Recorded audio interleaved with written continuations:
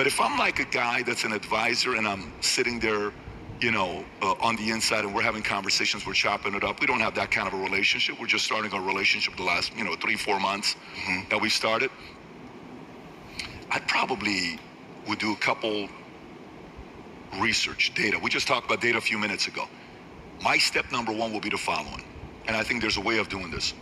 I would run an analysis to see what percentage of your following lean right, lean center right, lean center, lean libertarian, lean center left, lean left, like, whatever. I'm not saying far left, I'm saying left, right? Of course, there's the likability factor and the fame factor. Everybody loved Trump before 2015. And then it's like, he's the worst human being in the history of mankind. And so he goes through that phase. I'd run that report. And I wonder if you think a bigger percentage of your audience is conservative or liberal. I would lean towards a bigger percentage of your audience is probably conservative, because WWE, conservative. Big BMF, bad mother, you know what? You are a BMF, hands down, conservative. You go to UFC, UFC is as conservative as it gets. Dana's, every time pumping up Trump, right? Yeah. You give me the vibes of somebody that wants to be a good father, wants to be a good husband, wants to be a good son, wants to be a good citizen. I think that stuff is very important to you. I feel that. I don't know, that's the vibe I get from you, right, when I watch you. But I wonder if the thought in your mind is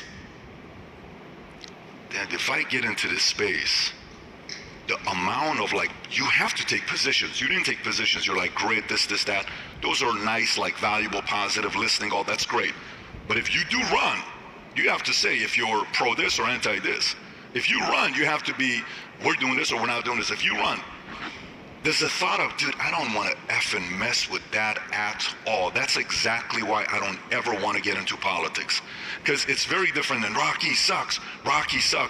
Now it's like, no, I used to like him. He's the worst human being in the world. Do you really want to go through that? Does that thought in your mind, I don't ever want to touch that. Do you ever go there? Yeah, you think about that all the time. Yeah. Of course. Because that kind of energy, that's a cesspool. And it's hard for people to navigate through. It's hard for us to watch it on TV. It's hard for us to absorb the news. It's hard for anybody to be in that, especially politicians or not. So you think about that, I think about it. But at the end of the day, there's two things that I'll say here. And I want to double down on it because it is the undeniable truth, which is I've got an 8-year-old and a 6-year-old, and school drop-offs and pickups are so important to me, and being daddy is important. And I also have a 22-year-old daughter. And I like to say we grew up together because I had her when I was in my late 20s, and where I was on the go, pro wrestling 250 dates a year for years. So I missed out. 250 dates a year for years, different city every night. It was a brutal schedule. This is why we all get divorced in pro wrestling. So I missed out on a lot of her childhood. And I know what it's like to have a job that takes you away. And I do believe that president, that job will take me away. Now, I'm not saying it can't be done. Of course, there are presidents in the past who had little kids, of course. But when they're 8 and 6, and I'm the male figure that they're going to compare other men to the rest of their life, this critical time, I'm home with them. That's the most important thing. So that's one thing I wanted to say.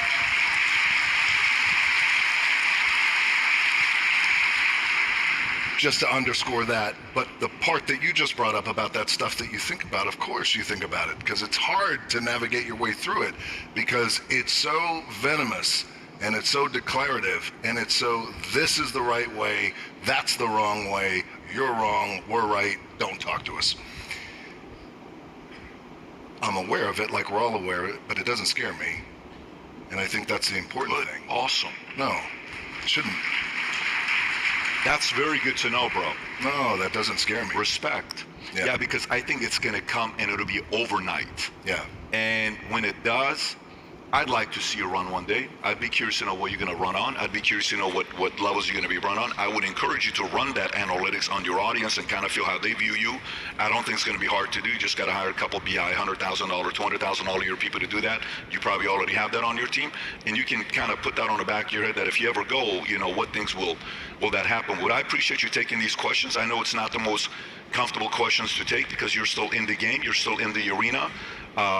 You're still kind of, you know, doing your movies, doing your things. And again, thanks for taking these questions. Let me transition into another part here. The part that... By the way, thank you for thanking me on that and acknowledging that. But let's underscore this, because this is the stuff that's important. If something's uncomfortable, it doesn't mean we run away from it. It means we sit here and we talk it through. Yes. Right? Man, Yes. respect.